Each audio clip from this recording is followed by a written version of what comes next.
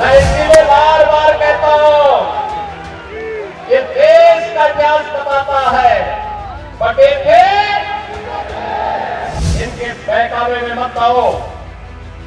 और मैं तो कहता हूं, बटोगे तो कटोगे, एक रहोगे तो नेक रहोगे, एक रहोगे तो सेफ रहोगे।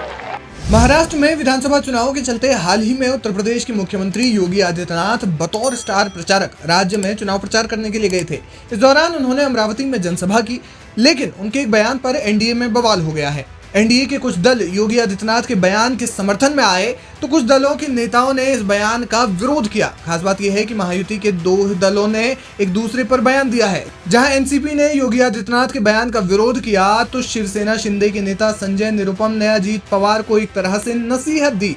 योगी आदित्यनाथ के बटेंगे तो कटेंगे वाले बयान पर उनके ही सहयोगी दल उनसे नाराज दिखाई दे रहे हैं। महाराष्ट्र में महायुति के अहम दल एनसीपी के प्रमुख अजीत पवार ने इस बयान का विरोध करते हुए कहा कि ये छत्रपति शिवाजी, राजर्षि शाहू महाराज और महात्मा फुले का महाराष्ट्र है। यहाँ के लोग इस तरह की टिप्पणी पसंद नहीं करते।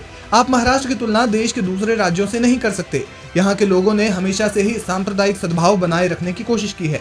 इस बयान से साफ समझा जा सकता है कि अजित पवार को योगी आदित्यनाथ की ये बात बिल्कुल भी पसंद नहीं आई। लेकिन दूसरी ओर संजय निरुपम ने यूपी सीएम योगी आदित्यनाथ का समर्थन करते हुए कहा कि सीएम योगी कोई गलत बात नहीं कर रहे हैं। अजित दादा आज नहीं समझ रहे हैं, लेकिन कल उन्हें जरूर समझ आएगा। वे आगे समझेंगे कि बटेंगे तो कटेंगे वाली लाइन जरूर चलेगी। लेकिन योगी के इस बयान पर सियासी घमासान महाराष्ट्र तक ही सीमित नहीं रहा, बल्कि यूपी और बिहार तक भी पहुंच गया। यूपी में बीजेपी की सहयोगी पार्टी आरएलडी को उनका बयान कुछ खासा पसंद नहीं आया।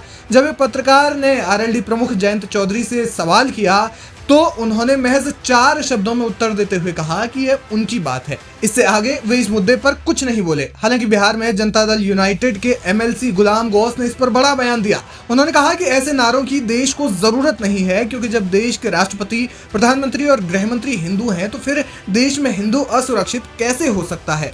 यानी उन्होंने भी खुले तौर पर योगी के नारे पर नाराजगी जताई है। इसके अलावा चिराग पासवान की पार्टी लोजपा रामविलास ने इस बयान को सही बताया।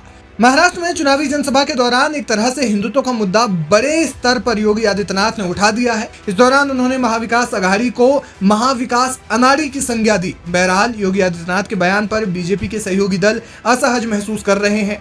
उनके इस बयान का क्या असर होगा, ये देखना दिलचस्प होगा।